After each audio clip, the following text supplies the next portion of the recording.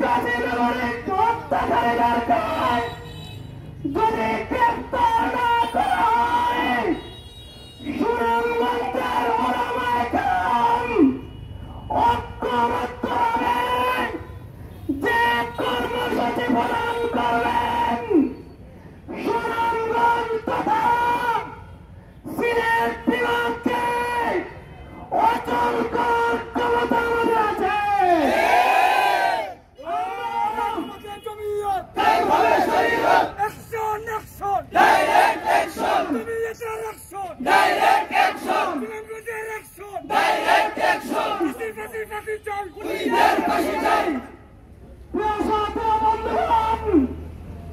ইনশাআল্লাহ আপনারা প্রস্তুত থাকুন।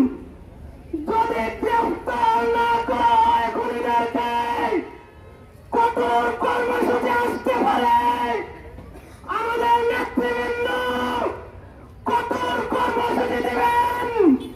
প্রয়োজন যদি হয় জীবন দিও আমার ভাই হত্যাকারীর গ্রেফতার নিশ্চিত করতে হবে। এখন আপনাদের সামনে রহমতুল্লাহ ভারাক্রান্ত জমিয়তের বিভিন্ন পর্যায়ে দায়িত্বশীল সহ উপস্থিত তৌহিদি জনতা, বক্তব্যের ভাষা হারিয়ে ফেলেছি, যার সাথে দীর্ঘ ৩৫টি বছর রাজনৈতিক কার্যক্রম চালিয়ে গিয়েছি, প্রতিটি পদক্ষেপে তার স্পষ্টতা আমরা দেখেছি। কিন্তু যখন তার নিজের দেহকে কাফনে পরিধান করতেছিলাম, তাকে কিভাবে দুর্ষ অবস্থায় হত্যা করেছে তা কোনো মানুষ সহ্য করতে পারবে না। আজকের এই দিবসে দাঁড়িয়ে বলতে চাই প্রশাসনকে, আপনারা তো 10 বছর পূর্বের ঘটনাকে বর্তমান সময়ে মুখোমুখি করতে পেরেছেন। আপনারা তো বিদেশের মাটিতে হত্যাকাণ্ডকেও বাংলাদেশ থেকে গিয়ে প্রমাণ করেছেন, মোটিভ উদ্ঘাটন করতে পেরেছেন।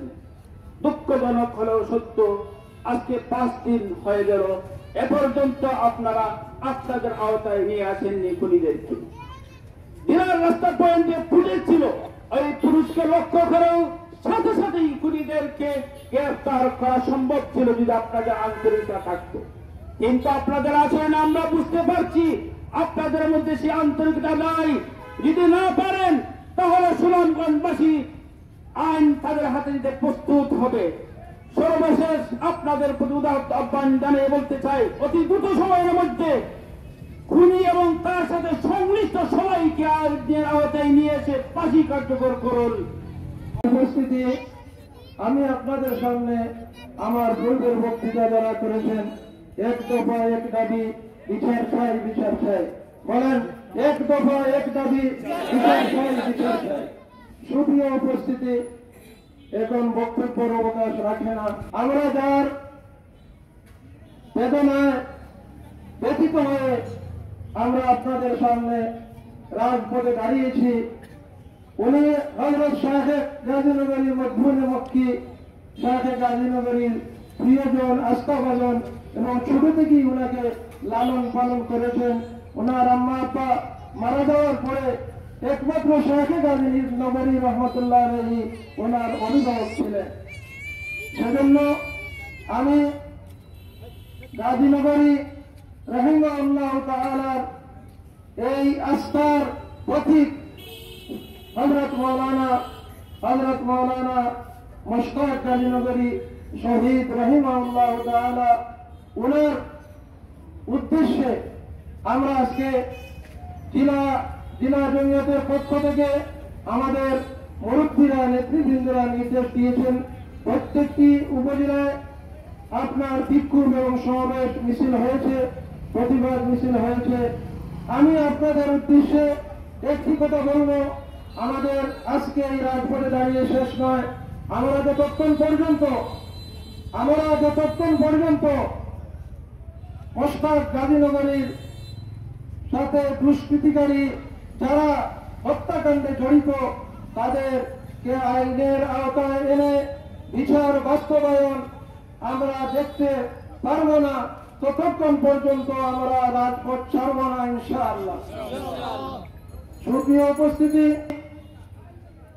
আল্লাহর কাছে সর্বশেষে এই আর্তনাদ করছি, হে আল্লাহ, এই মোশতাক গাজীনগরী একজন নিরীহ সাদা মনের আলিমে দ্বীন ছিলেন। ওনার একটি মেয়ে, ওনার পরিবার, ওনার আত্মীয় স্বজন, হে আল্লাহ, আপনিই তাদের কঠিন হয়ে যান, আপনিই তাদেরকে ধৈর্য ধরার তৌফিক দিয়ে দেন।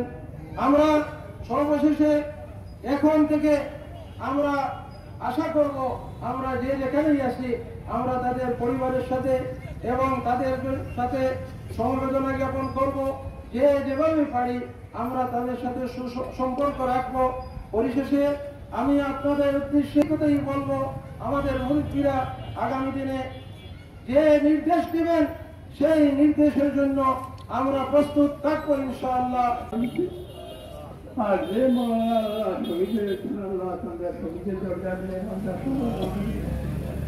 আল্লাহ আমরা যে দাবি চাইছি আল্লাহ আল্লাহ তুমি এই দাবি পূরণ